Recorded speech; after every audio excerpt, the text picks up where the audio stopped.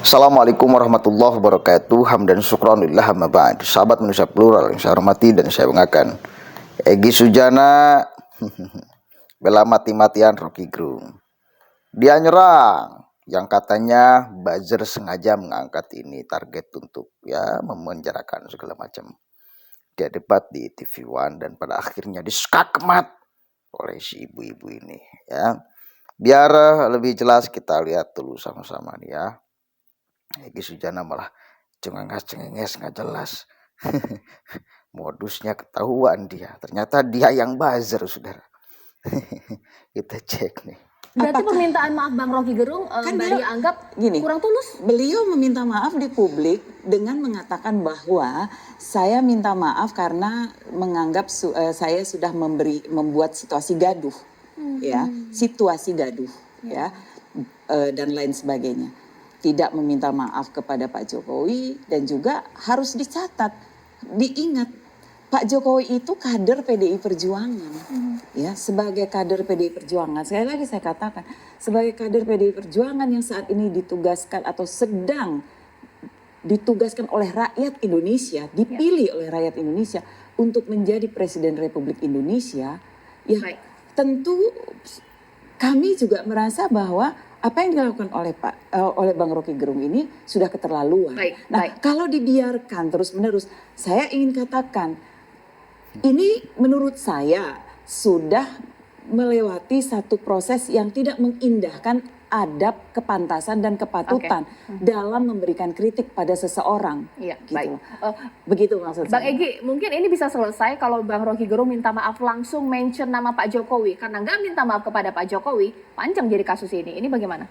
Saya tidak mau rekomendasikan itu. Jokowi itu orang, Rocky Gerung itu orang cerdas lah.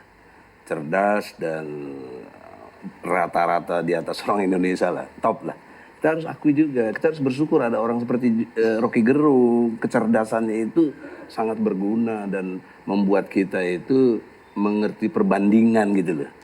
Karena kalau tidak mengerti perbandingan, kita nggak pernah berpikir. Jadi saya melihat entry point Rocky itu bagus untuk kita berpikir dengan membanding yang jelas.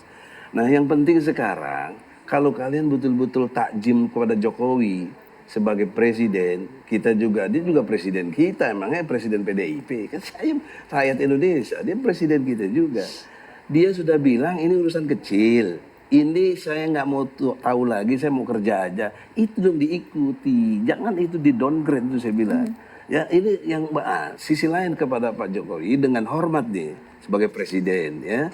Saya berharap dengan Anda ngomong seperti itu, ini urusan kecil, urusan aku nggak mau urusan ini, maunya kerja aja ya sudah. Janganlah teman-teman di PDIP-nya melakukan kegiatan-kegiatan hukum dan istilah.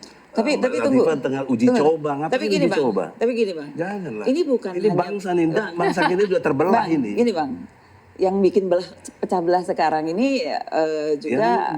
Salah satunya ya abang juga dulu yang bikin bajar itulah. Ya sama juga abang juga bajar. Bajar dari mana? Jadi maksud saya begini, saat ini persoalan yang dilontarkan oleh Bang Rocky Gerung ini bukan hanya menjadi persoalan PDI Perjuangan, tapi menjadi persoalan masyarakat persoalan juga. Fokusnya itu kan kepada Presiden Dan Jokowi. yang melapor bukan sudah hanya pada Presiden Jokowinya yang jadi fokus, ya ikuti dong Presiden Jokowinya.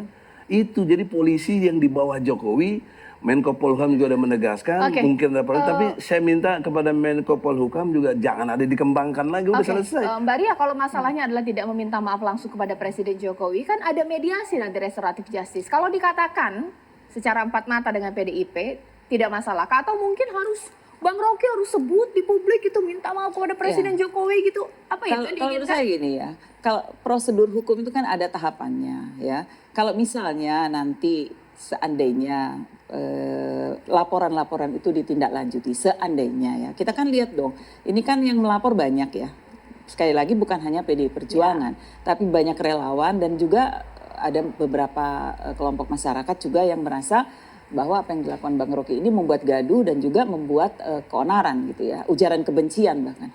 Tapi nanti dilihat saja pada saat prosedur hukum itu berlaku, seandainya masuk pada fase restoratif justice itu, Seandainya Bang Rocky betul-betul menyatakan dengan tulus permintaan maafnya di dalam restoratif itu, saya pikir gak ada orang yang gak mau memaafkan ketika kita ingin mengakui bahwa apa yang kita lakukan itu betul-betul sesuatu yang sudah ya berlebihan. Saya ingin terangkan tentang keonaran ya. Seandainya Subjektivitas gitu kan. kepolisian selesai dulu jangan Bang. sampai terjadi Tunggu seperti yang dulu, saya Bang. alami. Iya, tunggu Karena dulu. keonaran itu bukan di medsos. Ya, tunggu dulu Bang. Ini kan baru di medsos begitu-begitu. Maksudnya onarnya apa? Harus apa? Onaran itu mesti ada kerusuhan. Itu baru onar itu.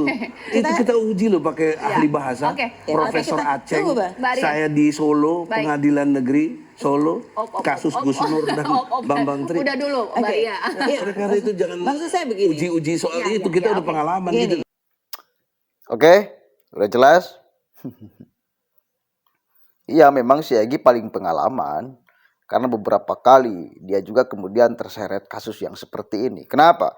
Ya karena mulutnya sama-sama nggak bisa dijaga, saudara. Ya, dalilnya mengkritik tetapi pada akhirnya jatuhnya menghina. Dalilnya apa padahal jatuhnya apa. Kan itu. Dia juga ya aktif, salah satunya membela Sugik Nur Harja yang juga sama punya mulut sampah sembarangan, kotor segala macam. Kan itu. Dalilnya mengkritik tetapi mulutnya itu ya Allah, Rob. Untuk profesinya gitu loh. Ini kan masalah profesi. Masalah kemudian branding sosial yang tidak cocok. Lihat aja lah video-video Sugik Nur Harja dan si Egy ya kayak gitulah. Bela habis-habisan ya sama. Tapi satu kali lagi ya masyarakat melihat. Kalaupun kemudian tidak kena delik secara hukum positif, pidana, penjara, maka hukum sosial akan berlaku. Ya. Kepada Sugik Nur Harja hukum sosial berlaku. Gara-gara ucapannya di berbagai daerah dia ditolak. Kan itu. Ya meskipun beberapa kali si Sugik gara-gara mulut kotor dan fitnahnya itu ya masuk penjara. Ya, sekarang juga mendekam di penjara kan. Gara-gara urusan sama si Bambang Tri itu tuh. Ini tuh. Tapi yang menarik itu urusan buzzer. Sengaja di buzzer. Jokowi suruh menghentikan buzzer. Siapa yang dimaksud buzzer oleh Anda, Pak Egy? Mungkin kita-kita ini yang kemudian menyebarkan informasi juga sama dikatakan sebagai buzzer. Buzzer pemerintah. Itu kan? Cap yang melekat di saya pribadi lah. Itu buzzer pemerintah. Bahkan sekali lagi ada yang memfitnah saya sebagai orang yang dibayar 1 bulan 100 juta. Kan gila. Saya dibayar 1 juta per bulan, bos. Udah kaya saya, bos. Rumah saya bakal jadi segera mungkin. Kalau memang kemudian mendapatkan bayaran 100 juta per bulan. Enggak. Faktanya enggak. Ada yang memfitnah saya. Katanya bertemu dengan saya di mana itu? Ya Rob, di mana tuh? Cirebon. Katanya saya sedang bersama dengan si Abu Janda, Denny Siregar dan kawan-kawan. Enggak pernah, saudara. Gak kenal sama sekali sama si Abu Janda, Denny Siregar, Ade Armando dan kawan-kawan. Jujur, demi apapun saya gak kenal. Saya hanya orang kampung yang hidup di kampung dan bersuara atas pikiran saya, gitu loh. Ya, yang menganggap saya harus disuarakan, yang disuarakan. Ini kan ruang media sosial. Semua orang bisa mengupload video, menyampaikan aspirasi lewat apapun, lewat YouTube, lewat TikTok, lewat Instagram atau Facebook atau apapun media sosial. Dan semua memiliki kesempatan yang sama dan hak yang sama dan punya platform semua yang sama. Jadi hanya karena saya kadang-kadang membela pemerintah, lalu dianggap sebagai orang bayaran, ini kan pici, katakan buzzer. Faktanya saya enggak. Ya enggak tahu tuh si Egy. Jangan-jangan dia yang buzzer yang justru mendapatkan bayaran. Entah dari siapa. Yang faktanya membuat gaduh. Itu loh ya. Ini penting. Kemudian disampaikan kepada ya kalian semua. Kalau mau juga sama-sama bersuara ya silakan. Bersuara. Ini ruang kita. Kita harus nikmati ruang media sosial ini sebagai upaya untuk menyampaikan apa yang kita pikirkan. Dan sah-sah saja. Selama masih tidak mendobrak batas-batas yang ditentukan oleh norma hukum di kita dan norma sosial.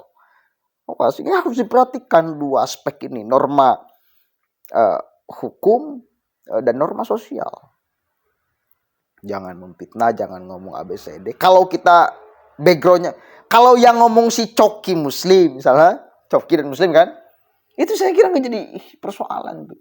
Dia ngomong bangsat, bajingan, tolol segala, itu nggak akan jadi soal. Kalau yang ngomong si tretan Muslim tuh, karena beda. Ini orang yang ngeklaim sebagai filsuf, sebagai dosen, ngisi seminar, pendidik lah, otomatis masyarakat, ibu-ibu yang nggak mau kemudian anaknya dididik dengan kalimat-kalimat kayak gitu.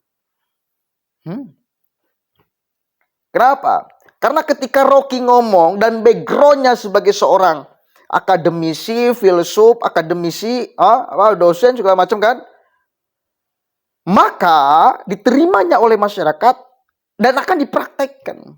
Bukan akan menjadi tawaan. Bukan lalu diterimanya sebagai komedi, bukan. Tetapi diamalkan sebagai sebuah kebenaran gitu loh. Nah, kalau si Coki yang ngomong, Muslim yang ngomong itu kan hanya sebatas menjadi komedi ketika bahasa kasar itu terucap di mulutnya. Tidak akan diimani sebagai sebuah kebenaran untuk menyampaikan kritik. Kan itu. Itu loh, kita harus bisa membedakan itu. Begitu ya, mudah-mudahan manfaatnya. Assalamualaikum warahmatullahi wabarakatuh.